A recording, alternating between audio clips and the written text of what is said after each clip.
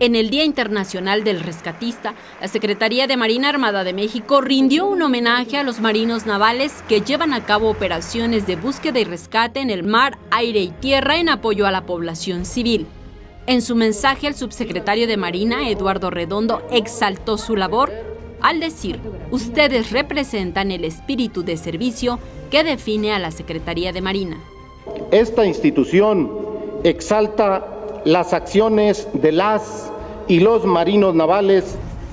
En la ceremonia se llevó a cabo el retiro del equipo táctico de Frida y la entrega de un juguete que simboliza el comienzo de su nueva vida, además de una constancia donde le ceden la custodia permanente del canino al subgrupo de control canino de la sección tercera del Estado Mayor General de la Armada de México.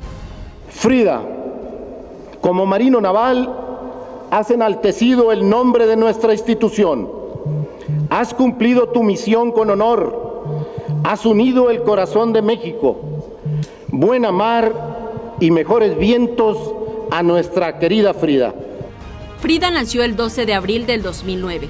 En sus años de servicio participó en sucesos entre los que destacan el terremoto de Haití en el 2010, la explosión de la torre de Pemex en el 2013, el terremoto de Guaranda en Ecuador en el año 2016 y los sismos de Oaxaca y la Ciudad de México del 2017. En total, localizó a 12 personas con vida. En las imágenes, Andrés Brito, Saray Mariscal, 21 Noticias.